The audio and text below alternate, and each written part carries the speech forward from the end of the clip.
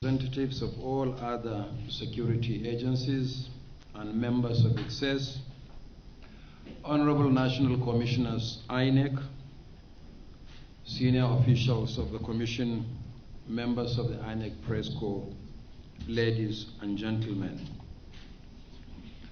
Before I present my speech, I want to say that we received a message from the Acting Inspector General of Police.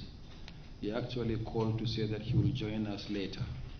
So the acting IGP will join this meeting later.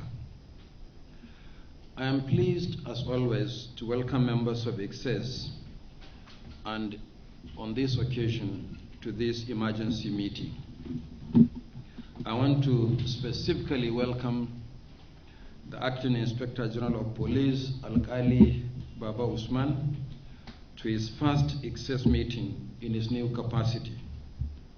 May I also welcome the Chief of Defense Staff, Lieutenant General Laki Irabo, who is here represented, other service chiefs, the Commandant General of the Nigerian Security and Civil Defense Corps, the Comptroller General of the Federal Fire Service, the Comptroller General of the Nigerian Correctional Service, all of whom are attending this meeting for the first time since their appointment.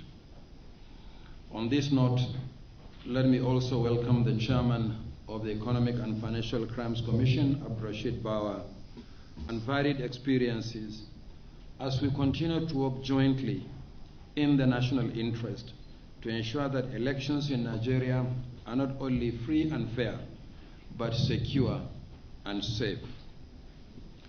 Sadly, this emergency meeting, originally scheduled for Monday this week, had to be rescheduled. The death in active service of a member of this committee, the former Chief of Army Staff, Lieutenant General Ibrahim Attahiru, was a tragic loss to this nation.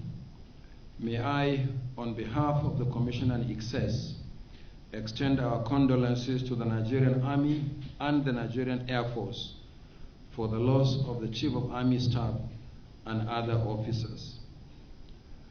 It was indeed a monumental loss, and we pray that God will grant them eternal rest and comfort their families.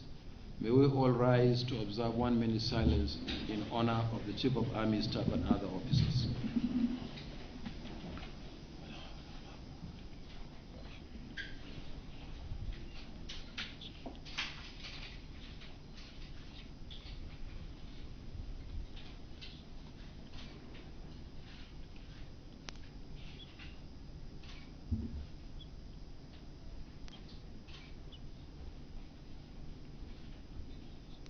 May their souls rest in peace.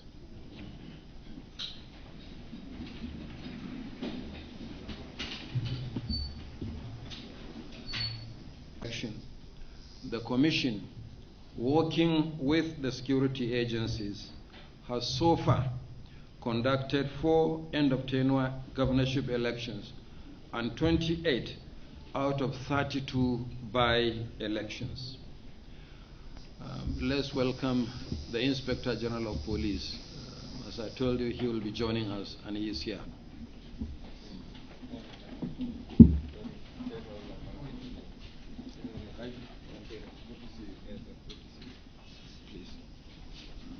Activities in Nigeria have become an all-year-round undertaking.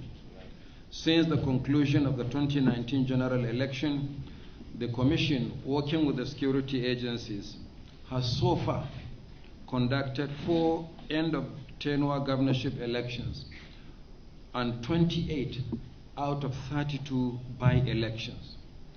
On this note, may I also extend our condolences to the Inspector General of Police and other security agencies for the loss of their personnel on election duty, the most recent of which occurred during the Ekiti East State Constituency by-election on 20th March 2021.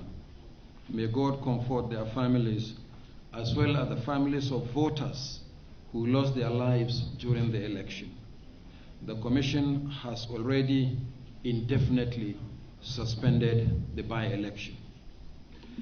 In the next 9 months, 2 major elections will be conducted. The Anambra State Governorship election is scheduled to hold on the 6th of November 2021, to be followed by the end of tenure elections for 68 area council constituencies in the Federal Capital Territory, holding on the 12th of February 2022. These major elections will be followed by the Ekiti and Osun governorship elections ahead of the 2023 general election, which is just 632 days away.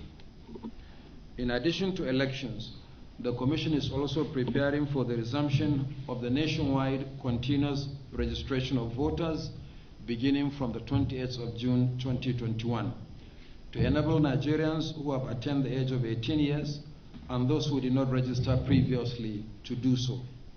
Similarly, registered voters who wish to change their voting locations and those who wish to correct their names and other details on their permanent voters' cards can do so.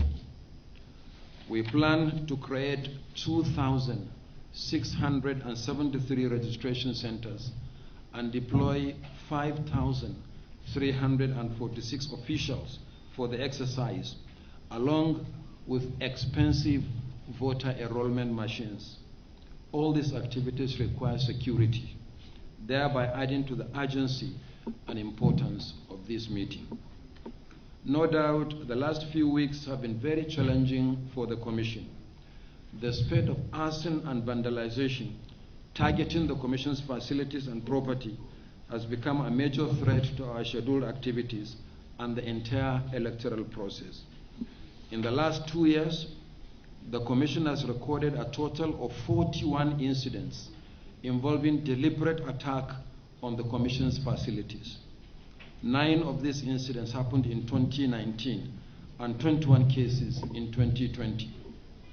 In the last 4 weeks, 11 offices of the Commission were either set ablaze or vandalized. 2 of these incidents were caused by Boko Haram and bandit attacks, while 10 resulted from thuggery during election and post-election violence. However, the majority of the attacks, 29 out of 41, were unrelated to elections or electoral activities.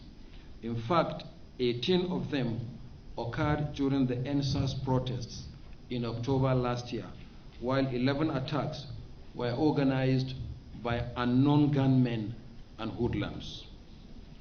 Although the Commission is assessing loss of materials during recent attacks, our preliminary assessment so far indicate that we lost 1,105 ballot boxes, 694 voting cubicles, 429 electric generating machines, and 13 utility vehicles. By working together with the security agencies, we can stop these attacks and the wanton destruction of critical national assets.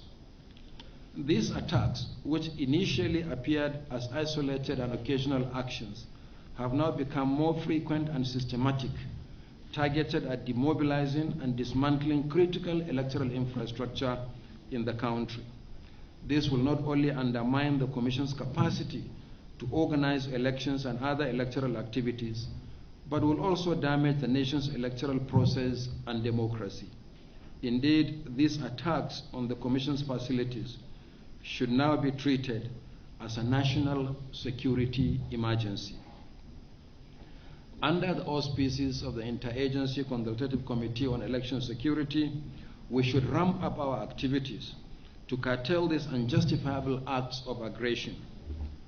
This will entail not only drawing on our separate and collective resources within ICCES, but also increased collaboration with citizens, communities, and all stakeholders. I must place on record the support to the Commission from the communities we serve across the country. Among many other things, they have donated land to locate many of the Commission's facilities, provided voluntary assistance during electoral activities like registration of voters, and even donated materials such as chairs and shelter during elections. Even in the context of recent destruction of INEC facilities, some of the communities have offered to rebuild our offices and to help protect them going forward. We should tap into this goodwill in finding solutions to the present situation. As a commission, we have been undertaking our own internal review of the situation and seeking answers. Only on Wednesday last week, the commission met with the resident electoral commissioners and received briefings about these rising threats.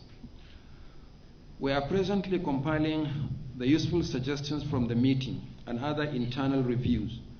We hope to share this with ICCES in due course. I understand that the security agencies are doing their own individual assessments. Beyond election day security, we look forward to creating a framework for an all-around end-to-end protection of electoral facilities under the auspices of ICCES.